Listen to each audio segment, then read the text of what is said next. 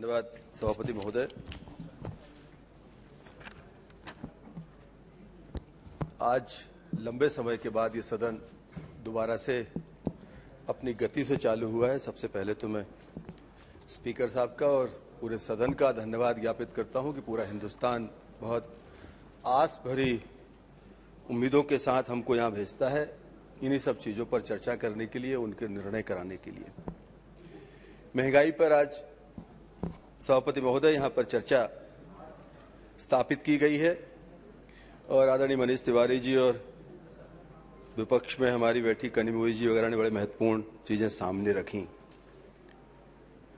मुझे लगता है महंगाई के ऊपर चर्चा करने के पहले हमको कई चीजों की तरफ ध्यान देने की आवश्यकता है।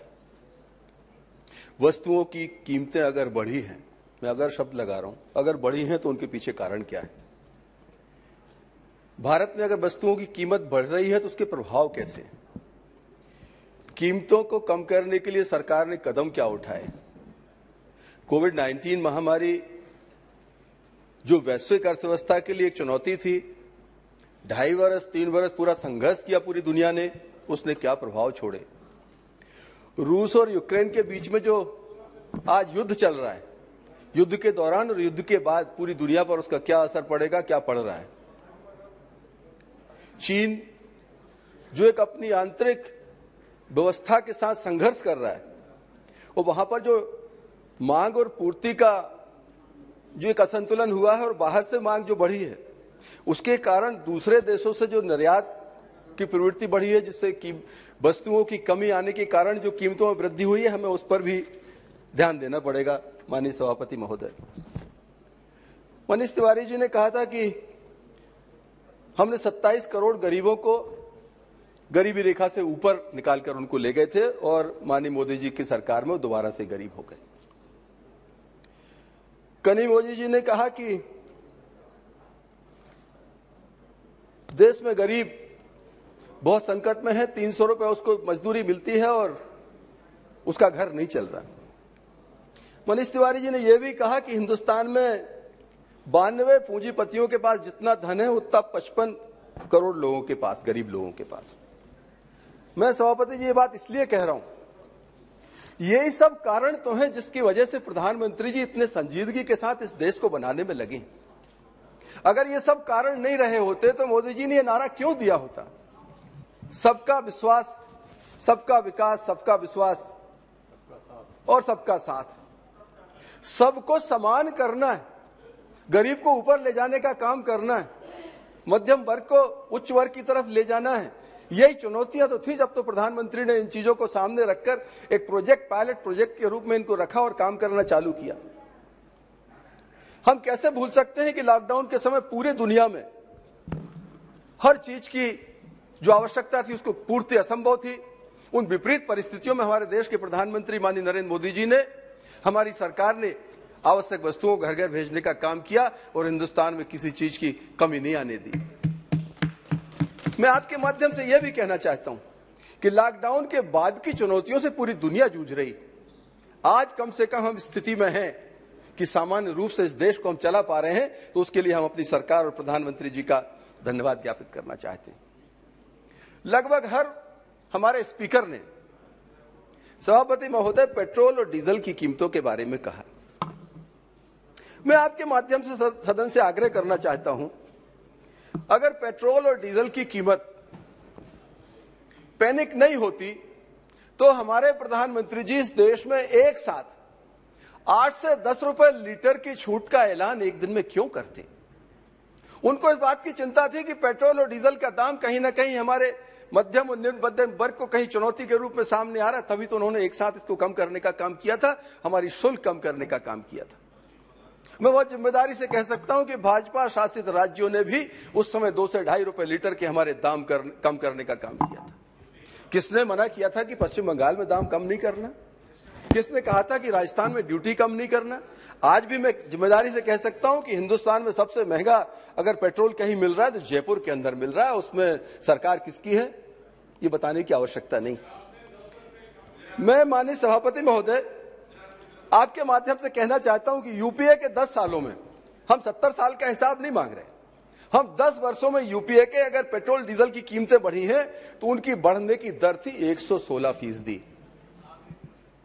उसकी तरफ शायद अतीत में ये अध्ययन नहीं करना चाहते या उसको जानबूझकर सदन के सामने नहीं रखना चाहते। और हमारी एनडीए सरकार में अभी 7-7.5 वर्ष में अगर पेट्रोलियम प्रोडक्ट की जो दर है उसकी बढ़ने की गति जो है वो 16 से 17% है केवल।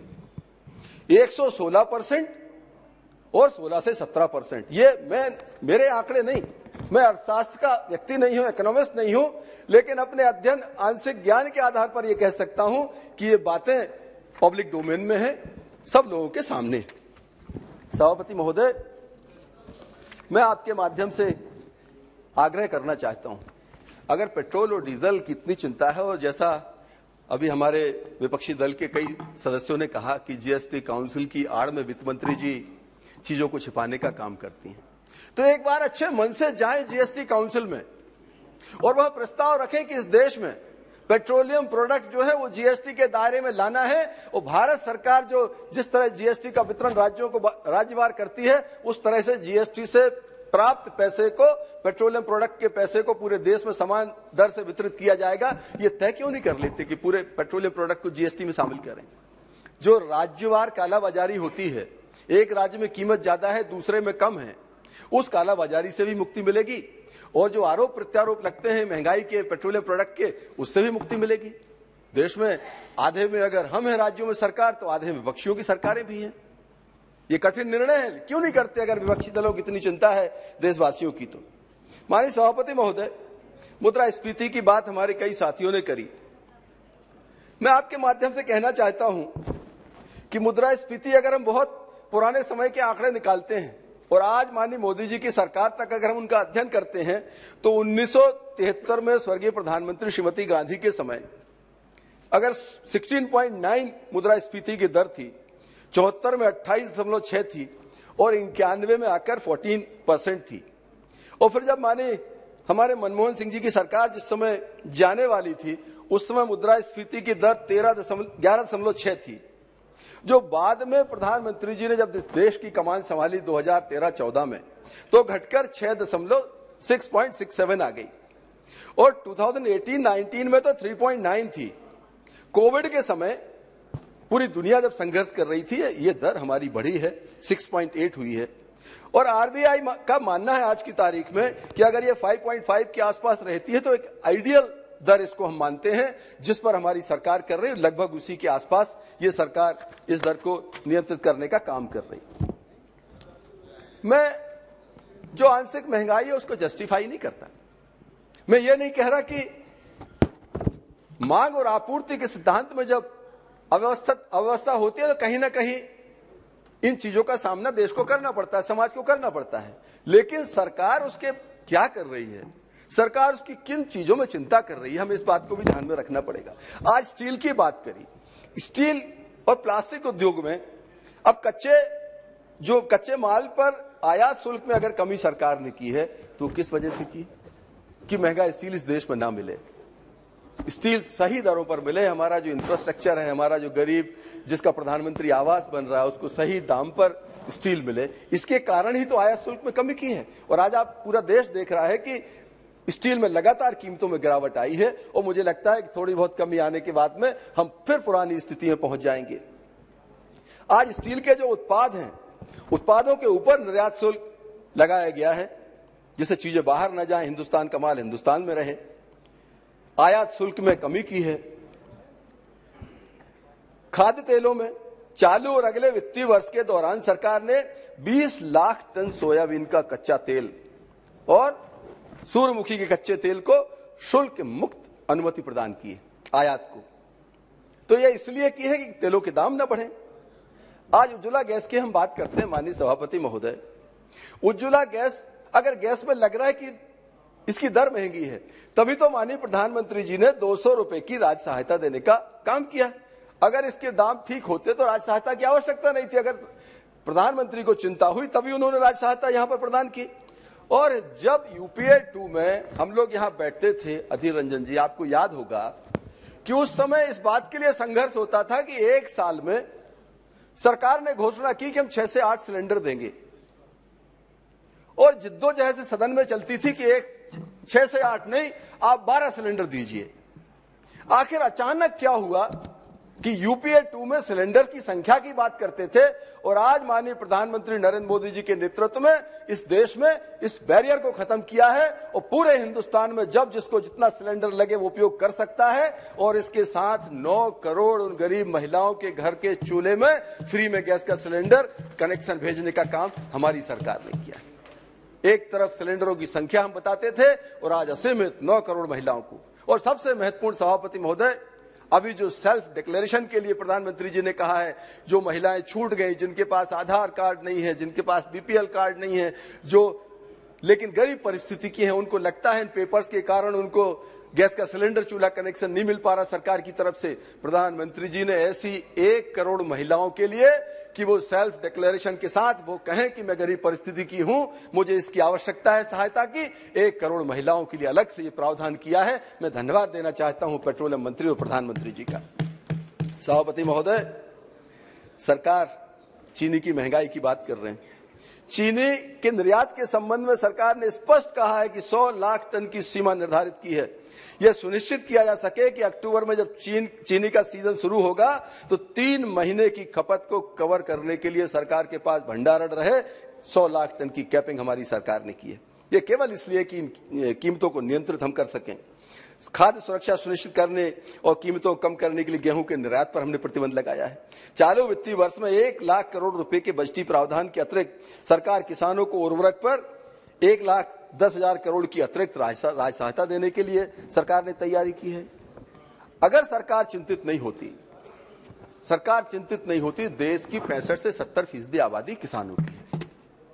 सरकार उन 65% आबादी की चिंता के कारण सरकार ने जो निर्णय लिए, आप देखिए 2011-12 में जो समर्थन मूल्य था हिंदुस्तान में चने का 2800 रुपए था। आज मोदी जी की सरकार ने उस समर्थन मूल्य को 2800 से बढ़ाकर 5200 रुपए अगर किया है, उसी 65% की आबादी की चिंता के कारण तो किया है। आज मसूर का 2011-12 में 2700 रुपए समर्थन मूल्य था। तो समर्थन मूल्य की बात करते हैं, 70 सालों में समर्थन मूल्य 2700 रुपए मसूर का पहुंचा था और हमारे प्रधानमंत्री जी ने केवल 2021-22 में उसको 5300 रुपीस पर लाकर खड़ा किया है। लगभग दुगने के बराबर समर्थन मूल्य को भेजा है। अरहर 3000 रुपए समर्थन मूल्य था 2011-12 में, आज 7000 रुपए के आसपास है। लोग गरीब की थाली से दाल गायब होने की बात करते हैं। वो 65% आबादी इस देश की जो मूंग का उत्पादन करती है किसान की, उसके समर्थन मूल्य को 3000 रुपए से 7300 रुपए 7300 अगर किसी ने किया है तो हमारी एनडीए की माननीय प्रधानमंत्री नरेंद्र मोदी जी की सरकार ने किया है। ये बात मैं इसलिए कह रहा हूं कि किसान का जो अनाज महंगा होता है, ये कई बार मीडिया के मित्रों से भी मैं आग्रह करना चाहता हूं सदन के माध्यम से, जैसे ही अनाज महंगा होता है इस देश में एक साथ आवाज आती है कि कोई कहता है गरीब के घर से आटा गायब, कोई कहता है किसान अपना गरीब की थाली से आपकी दाल गायब। मैं आग्रह करना चाहता हूं, जब 65% आबादी उत्पादक है इस देश की, किसान, छोटा किसान, मैं 2 मिनट में खत्म करूंगा, अब I am only second speaker sir. मैं आपसे आग्रह करना चाहता हूं, देश की 65% आबादी जब खेती पर निर्भर करती है, 65% आबादी किसानी पर निर्भर है, तो उसका अनाज अगर महंगा होता है तो इसमें हमारे पेट में दर्द होने की क्या जरूरत है? ये क्यों चिंता का विषय? किसान की जेब में पैसा जाएगा, मैं इस बात को हमेशा कहता हूं, किसान की जेब में पैसा जाता है, वही पैसा निकल के बाजार में जाता है।